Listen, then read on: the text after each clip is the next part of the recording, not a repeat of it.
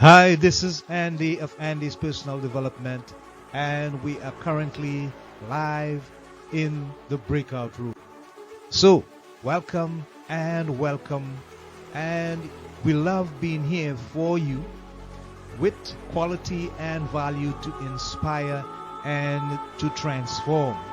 Remember, we are on Apple, Spotify, Google, Amazon, and iTunes. Today, as usual, we have a special guest to share with you for your development and growth and to live your better informed life. So, grab a cup, pull up a seat, and stay tuned for the introduction. Right here, now, live in the breakout room. It's the place for health, happiness, and prosperity. Stay tuned. Hi, this is Andy, and we are live in the breakout room. I am your award winning and internationally accredited life and development coach, and this is the place for health, happiness, and prosperity. Now, this.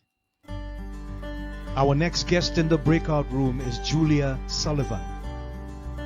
She is an author and an attorney whose debut novel, Bone Necklace, is a historical novel about a little-known Indian war, the Nez Perce War of 1877. The novel resonates with her work as an attorney. The true line between the two is her passion for justice. This is Julia. Her legacy: she provided countless hours of pro bono work as Executive Director and Chairman of the Board of MAIP, the Mid-Atlantic Innocence Project. Her focus has been on righting the scales in a system where corporations of the very wealthy often have the upper hand, while lower-income individuals frequently had their entire lives destroyed by a system that often fails the most fragile. She continues her connection with the people that inspired her novel. And Julia is also a lawyer in the United States and a solicitor in England and Wales. Her publication and passion: this is the Bone Necklace. And she enjoys her pleasant pastime in writing. So, let's welcome to the breakout room this, our legal and historic guest expert, Julia Sullivan.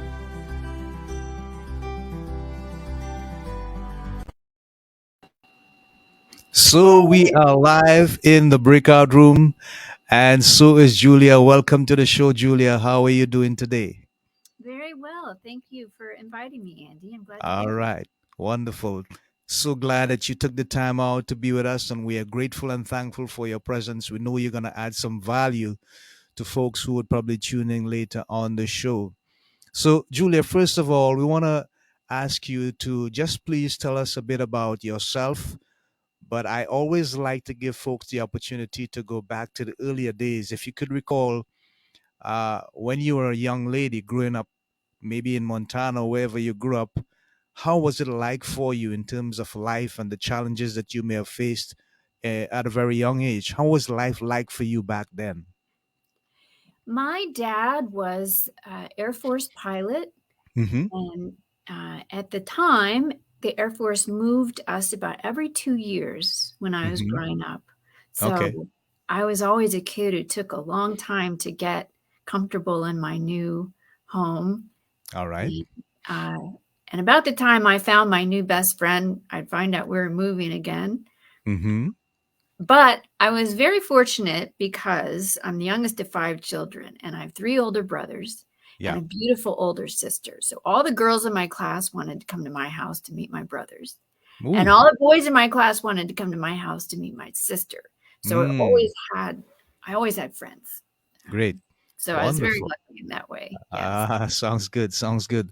What Yeah. were your passions like back then in terms of the things that you spend most of your time doing? What attracted your attention the most?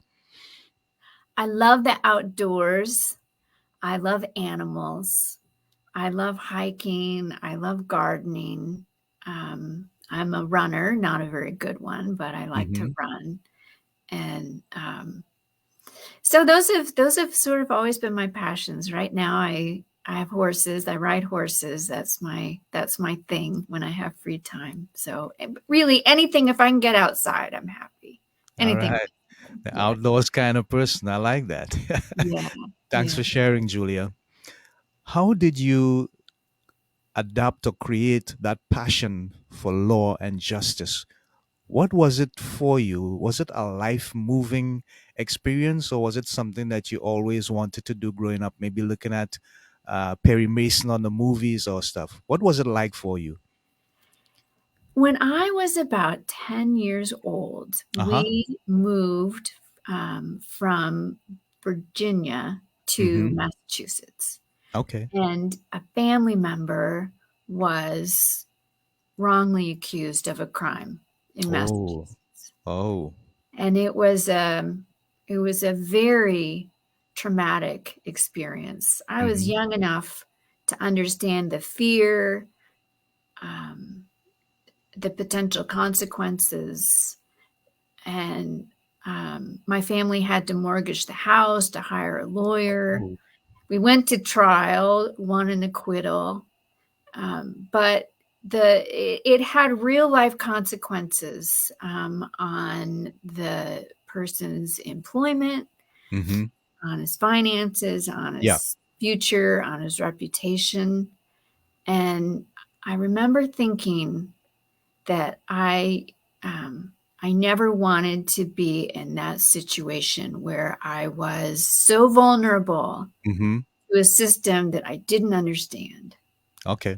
And I think from that age, I don't know if I wanted to practice law, but I wanted to understand the law. Yeah. Yeah. I wanted to not ever feel a victim like that again. Yes. I wanted Wow. to be able to help people who found themselves on the wrong end Mm-hmm. of the justice system. Okay. So I think I knew from that time forward, I knew I was going to be a lawyer. Yeah. Okay. Yeah. Great. Thanks for sharing. So you had a visit to the Big Hole battlefield in Wisdom, Montana, and something moved you to get involved with the historical aspect of it to the point that you had to write this novel. What was that experience like for you, Julia? Share with us, please. So the Big Hole battlefield is not too far from our home in Montana. Okay. And I visited it in September. So in Montana, there's snow on the ground by September. Mm-hmm. And I borrowed a pair of snowshoes and I walked down to the battlefield, which is marked with bare teepee poles where Nez Perce families had been Mm-hmm. camped at Mm-hmm. the time the battle began. It's an absolutely exquisite place where Okay. something really brutal and horrific happened. Mm-hmm. And I just felt an inexplicable connection to that place, which I have to say is unusual for me. As I Mm-hmm. mentioned, when I was a kid growing up, we moved all the time. Yeah. Home for me was always the place where my family was, wherever it was. I never Okay. really attached myself to a physical place. But that place is special. And I just really um, I felt like what happened there would never be forgotten. Like Mm. almost like the ground itself was telling me Mm-hmm. what had happened there.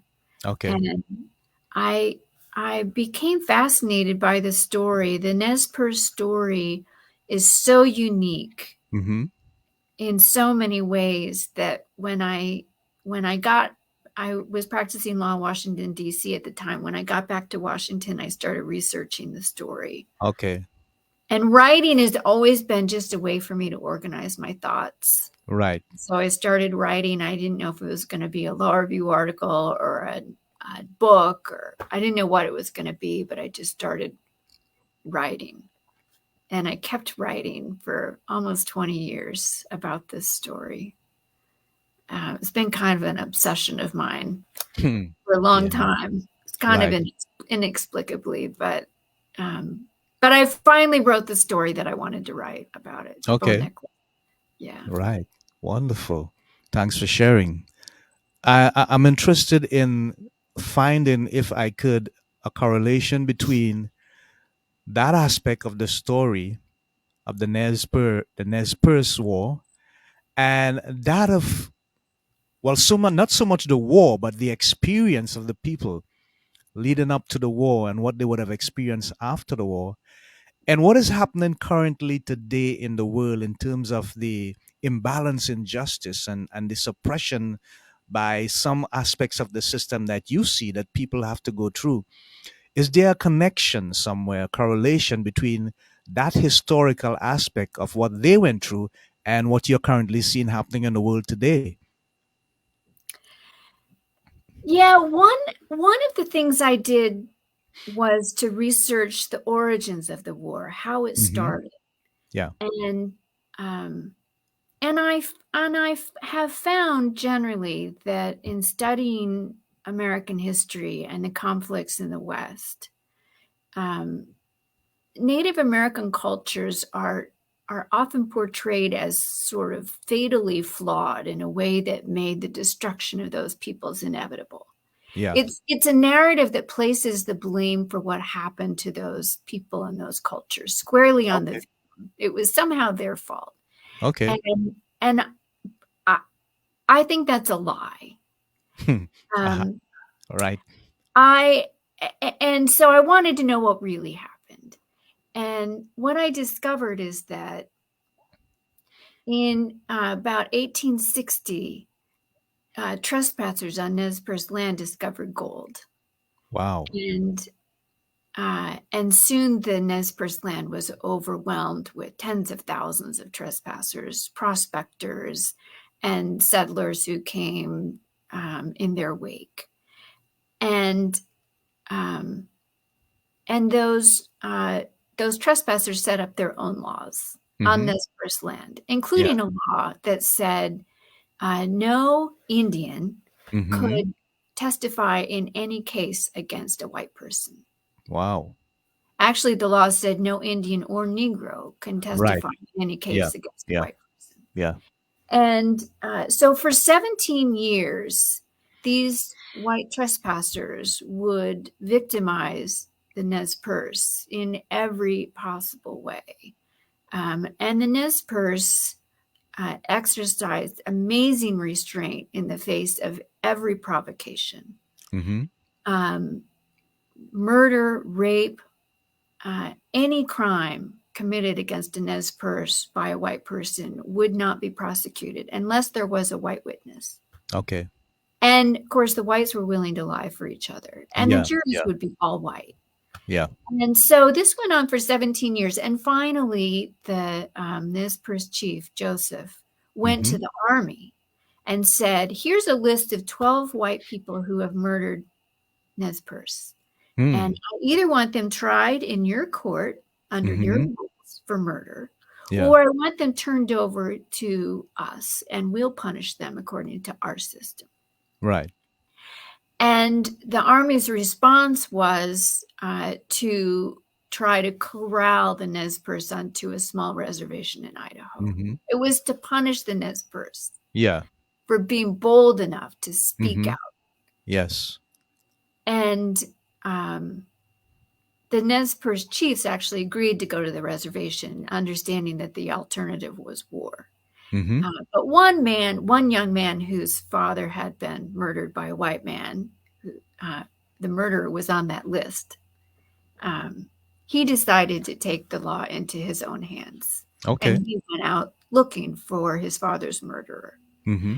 Um, and by the end of the night, 13 white people were dead, including a woman Wow. and a child, and the war was inevitable. The chiefs actually tried to turn over that man Hmm. to the government for Yeah. punishment, but by then, um, war It's was too late. inevitable. Yeah. Uh, Wow. but I come back to the cause of the war wasn't some inherent flaw in the culture or people Mm. or Nez Perce people. the cause of the war was an unjust law Yeah. Okay. that made justice inaccessible to Indians. Indians Yes. and Yeah. Negroes Yeah. was Yeah. the Yeah. wording of the law. Wow. And in my career as a lawyer, I have often been stunned and Mm-hmm. disappointed at the difference between the justice that's available to a wealthy corporation. And I Mm-hmm. represented plenty of those wealthy corporations. Yeah. Yeah. Um, and the justice that's available to an indigent prisoner or to a person of color. Okay. Um, and I've often wanted to try to create more parity. Mm-hmm. And Bone Necklace is part of my effort to help people understand what it's like Mm-hmm. to Mm-hmm. be the person who cannot access justice in this country Yeah. Yeah. and to face those impossible choices of either buckling under to an authoritarian regime Mm-hmm. or fighting back and facing the consequences of that, which can be devastating. Yeah. At the end of the Nez Perce War, um, many Nez Perce escaped to Canada where they were given political asylum. And it's to get back to your original question, this is the same choice faced by many people today. For example, we were talking before we came on the show, we were talking about the situation in Ukraine. Yeah. Yeah. 4 million Ukrainians had to decide today, do I want to leave my home, leave behind relatives who are unable to make this journey, leave behind my property and my wealth, leave behind my language and my culture, uh, and go somewhere else? Or do I want to buckle under and live under an authoritarian regime? Hmm. Wow. And 4 million of them left, Yeah. Yeah. just like, many Nez Perce left, and many, refugees across the world Yeah. Yeah. feel themselves forced to choose between freedom and everything else. Hmm. And the human spirit almost inevitably chooses freedom. Um, and all we can do is hope that they can all go home one day. Yeah. Yeah. Great. Yeah. Wow. Thanks for sharing, dude. That was really touching, Julia. Uh, you have represented inmates on death row, undocumented immigrants, and victims of domestic violence and elder abuse. Uh, Tell us, in that experience, have you found many difficulties in terms of how the legal system operated? And if so, how did you find ways to go around that? If it's possible to help these people so much that lessons can be learned, and some of the mistakes could not be repeated by others who would come after them. How was that experience like for you? Well, as a lawyer, we take one case at a time, Right, right. right? So we take one client at a time and we try Hmm. to fix the problems being faced by that one client. Yeah. And one way I tried to help people was by taking clients and representing them, Hmm. but also by recruiting law firms Hmm. to take clients who Okay. Okay. don't have the money to Yeah. hire a Yeah. firm. Yeah. Um, my husband uh, has been representing death row inmates for many years, and the Okay. first death row inmate he represented, his firm spent over $1 million Wow. on one case, Okay. and eventually was able to have that client's conviction reversed. And that Yes. client actually lived with us for a little while because he had nowhere to go Mm. when he Yeah. got out Yeah. of jail. He had nowhere Yeah. to go. He'd been on death row for 9 years. Right. But that's just to illustrate what it now a corporation can spend $1 million, Yes. but a Yeah. death row inmate can't unless you find a law firm who's willing to represent that person for free. Now we Hmm. can't do that for every person who Yeah. Yeah. requires representation. And so one thing you do is you try to help one client at a time, but the other thing is to try to educate lawmakers about the challenges being faced by people who don't have access to justice. And Yeah. that's what we did with the Mid-Atlantic Innocence Project, for example, Right. was to create reports and Mm-hmm. studies Mm-hmm. using our cases as examples and Yeah. try to get legal reforms, Okay. try to get resources to Mm-hmm. make pro bono counsel Yeah. available. So, I've hopefully made a small difference, but it's like a drop of water on a forest fire. Um, Yeah. Well, I'll tell you what. Um, I was looking at history, Japanese history, and the Japanese apparently, if they caught you in the war and you were a prisoner of war, and they wanted to extract information from you, they would put your head into something like a barrel, and they would close it, and they would open a tap very slowly, and it would drip on that barrel, that hollow barrel with your head inside it, just continue dripping and dripping. And after a certain period of time, they would open it up a little bit more. So what may have appeared to be as a small tap at first eventually would sound like a big boom. And then you'd be so disoriented and so worn out and frustrated and reaching to a point where you think you're going to lose your mind. You would give up the information.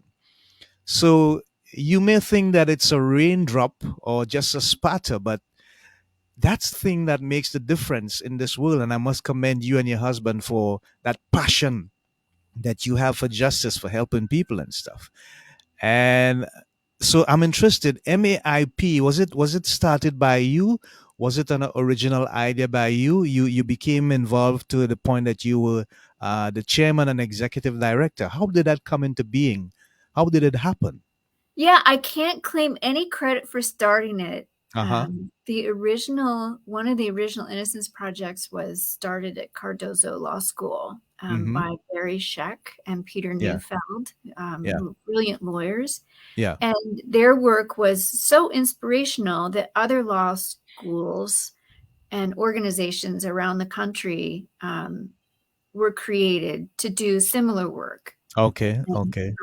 and all of those organizations are networked, Mm-hmm. and share resources and work together. And so in around 1998 Mm-hmm. or 9, about 10 lawyers in Washington, D.C. decided to create an Innocence Project. Okay. And shortly after they did that, I became aware of it and I called them. And at the time I joined the organization, they had a letterhead, Mm-hmm. and American University had given them the use of a room at the back of the library. Okay. And that was it. They had no budget, no Okay. employees. Right? Wow. Wow. And now it's one of the most successful Innocence Projects in the country. They've done amazing work. They've helped Yeah. really get, I Yeah. think, 45 wrongfully convicted prisoners released from prison, and they've been Mm-hmm. responsible for dozens of legal reforms, laws Okay. passed Okay. uh, to try to prevent wrongful convictions. So they've done amazing work, and I was privileged to work with them. Ah, that's wonderful. Thank you so much for sharing, Julia. We have been listening with Julia Sullivan, author and attorney who wrote the novel Bone Necklace. And we are going to go for a quick break, and we'll be right back in the breakout room live with our special guest, Julia Sullivan. So don't go anywhere, folks. Stand by for this quick break. We will be back very shortly. FindRadioGuest.com, the place to click to find guests to interview for free. And if you're a radio show booker, podcaster, talk show host, or television producer, then this is the place to get podcasts and radio interviews or promote your books and products as a guest expert sponsor. FindRadioGuest.com. Check it out. Hi, people. This is a special invitation for you to join our community. Yes, we're inviting you to join our community for 2022. What's in store? Well, what we want is your feedback on our content and our guests, but more so on what you need to be inspired and transformed from your current condition to one of happiness, health, and prosperity. So drop us a line and reach out. Help us to better help you achieve your goals. So, people, inbox me at www.facebook.com/mddreamer/. That's www.facebook.com/mddreamer/. Or send me an email at lovebitsa@gmail.com. That's lovebitsa@gmail.com. We love hearing from you as we build our partnership in growth and development, and we look forward to your communicating. Help us to help you to live a better life in personal growth and development from Andy's Personal Development. We love you. We look forward to hearing from you. See you soon. Bye for now. Okay, and we are back in the breakout room live with our friend and our guest, Julia Sullivan. And we are grateful for the time that she has taken to spend with us and to share with us some very important information on the history of the War of the Nez Perce and the people that would have been part of that historical aspect of life, and the many lessons that we would have learned as a result, and the impact that it would have had on many today as a result of that experience. So, Julia, what are some of the personal lessons that you would have learned as a result of the experience, not just with that history, but of the people who eventually you were privileged to help, and how has it impact you and your life personally for having that experience? I am reminded of a client I had named Larry, Mm-hmm. who had been convicted of murder, Mm-hmm. even though he had over 20 witnesses who placed him about 40 miles from the scene Yeah. at church. Mm-hmm. Uh, he had so many witnesses because he was at church, and people in the congregation remembered seeing him there, including the preacher Yeah. and a police officer. Uh-huh. And yet he was convicted. Wow. And he came to the Innocence Project, and we were working to get him a new trial. And Right. Larry said something to me that has stuck with me ever since. Larry taught me a lot, Mm-hmm. but um, he said, I never give up hope, because Mm-hmm. if you give up hope, it shows a lack of faith. Hmm. And that always stuck with me. And I look at people, the Nez Perce, 200 warriors being chased by 4 converging armies who never gave up. Yeah. Yeah. Um, and I look at all my clients who are Mm-hmm. faced with the full weight of the US government coming down Mm. on them, Yeah. and they never gave up. Yeah. And I look at these Ukrainian fighters Hmm. Yes. facing the Russian army, the second largest army on the planet. Mm-hmm. They refuse to back down. I mean, Yeah. that's what inspires me. That's what draws me to these stories. That's what makes me keep working and keep wanting to know more and wanting to meet these people and spend time with these people. Okay. Um, yeah, Wow. Thanks for sharing, Julia. On a lighter note, you love riding horses. I Was do. was that, was that something that you have always done all your life, or was just a recent passion and something you've had the time for, and you decided, hey, why not? Well, I don't think there's a teenage girl on the planet who doesn't want a horse, Okay. right? But no, I never had the opportunity. I love animals, but I Mm-hmm. never had the opportunity to ride horses until I was in my 40s. Okay. My husband and I went I was, I was driving down the road and I drove by this field where they had a bunch of baby Mm-hmm. horses, these Mm-hmm. beautiful black and white paints. Mm-hmm. And I stopped and I bought one. I didn't even know what to feed this horse when I got her Okay. home. I mean, Okay. I knew nothing. I didn't have a halter. I didn't have a Mm. saddle. It was an absolutely idiotic thing to do. And one of the things I didn't know is that you can't just buy one horse because they're herd Mm. animals and you have Yes. Yes. 3 horses, so pretty soon you Yeah. Yeah.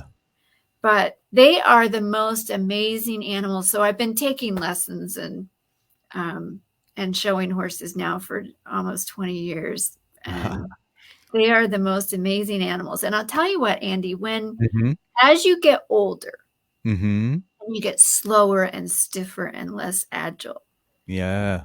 um, a horse, you can partner with a horse Okay. and they're fast Mm-hmm. and they're competitive and they're athletic and you can get on the horse and you can compete and you still feel fast, right? You Yeah. still Yeah. you I still hear have you. I hear you. still can I understand the borrow. connection. Yeah. Yeah. Yes, you can borrow the horse's athleticism and you can still compete against a 20-year-old riding. Right. Right. So yeah, I think as I get older, my connection to the horse has gotten stronger. Great. Great. Yeah. Wonderful. That's interesting, Julia. Thanks for sharing. So I just want to play a short video, and I want to get your reaction on it. How did you arrive at this place? So stay tuned.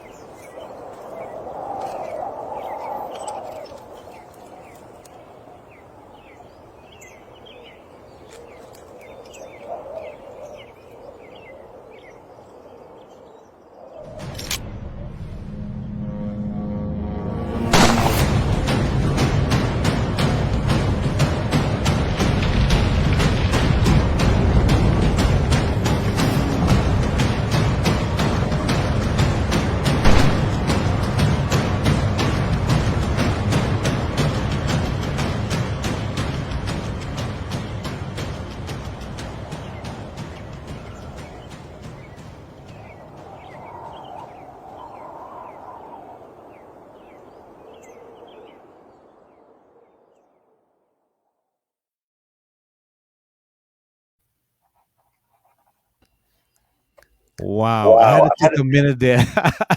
That was so absorbing and fascinating, Julia. How did you put it all together? I mean, in terms of, I know you would have helped, you would have had a lot of help from the professionals, those involved in the production and so on. But the idea, the whole idea based on the history and the way the drama was put together, how did you do that? I had a couple of ideas I wanted to communicate about the book. I Mm-hmm. wanted to show a lone Nez Perce vastly outnumbered by some. Ah, I okay. wanted to get that sense of the underdog. Mm-hmm. Mm-hmm. And I wanted to get the sense of flight, Okay. the running, the Okay. escaping.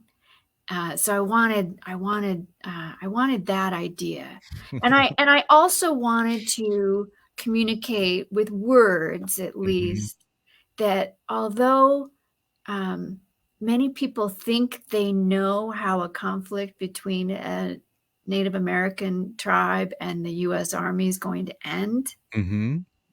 this one didn't end that way. It doesn't Ah, end the way you think it's going to. right. That the uh, not only does a Nez Perce leader arise, almost like President Zelensky in Ukraine, but Mm-hmm. a leader arises who unites his people and inspires them to fight in a way that nobody could have anticipated. Wow. But also another, they don't submit, Mm-hmm. they don't give up, and Yes. they're not defeated. They Yes. can't say they win because the army's not beaten in the end, but they do escape Mm-hmm. and they preserve their culture. Mm-hmm. And so I wanted to get that idea that although this is a somewhat iconic American story, it doesn't end the way you think it's going to. Yeah. Yeah, And so many ways life is like that itself. You will have challenging days, you'll have challenging moments, but every story has a different ending because every story is original. that's right. And we must have somehow the desire to keep up and to never give up and to believe that at some point in time, even though we may not see the change or the result we are looking for, but because of having the opportunity to add to that, to make a difference to that, it may happen after we are gone to someone left in our legacy or heritage, but at least we believe that we have made a difference and we never give up on what we think is best for us. So I appreciate that so very much. I just want to quickly mention two comments by Vimla Samsundar. And it says the first one, a small drop of water in the ocean can cause a vast ripple. So no matter how small a help to someone, it goes a long way. That's And she beautiful. also says, yes, indeed. Courage, determination, and hope builds faith. Thank you, Julie and Andy, for this informative and inspirational session. So there you go. Thank you. Thank Thank you. you, Julie. Vimla. All right. Great. Wonderful. So if you had the opportunity to say something to the world, let's say you had a platform where you can speak to 8 billion people at the same time, what would be the thing on your heart that resonates with you the most that you'd like to say to the world?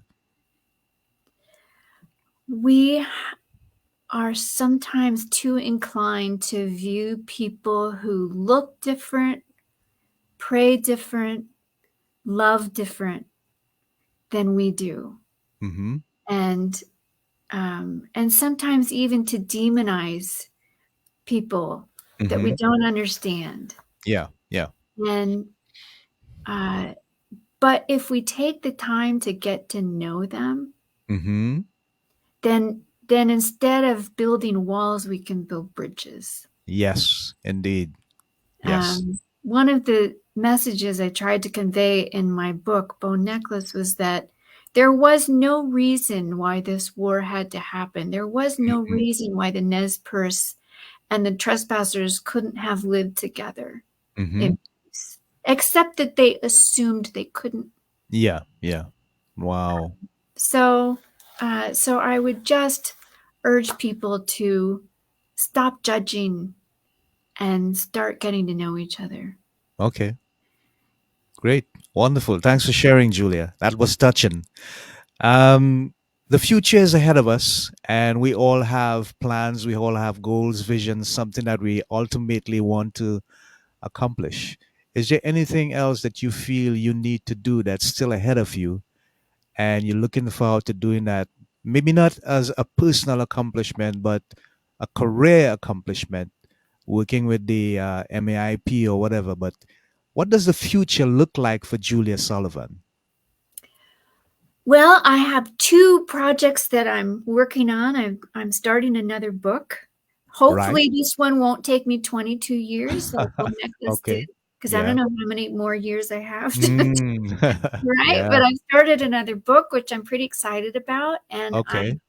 I've also started working with the Mid Atlantic Innocence Project to provide support to Mm-hmm. exonerees. We've been Mm-hmm. working for 20 years on getting people out of prison Yeah. and not doing enough to support them once they're out. So Yes. Yes. that's my next initiative with the Mid Atlantic Innocence Project, is to put Yeah. together a network of resources to help people once they're through the trauma of being wrongfully convicted, to Mm-hmm. help them through the trauma of reintegrating with the society that locked them up. Yeah. Interesting. Yeah. What about a mentor, Julia? Do you have a mentor, that person in your life that keeps you centered, that still kind voice who understands what you are faced with and would give you the kind of information that you need to deal with your challenges, your realities? that mentor type of personality? Does that person exist? And if so, who are they? Well, I've had lots of mentors, but I would have to say the most important one has been my husband. Ah, wonderful. He's yeah, he's a brilliant lawyer, Mm-hmm. and he has an amazing heart.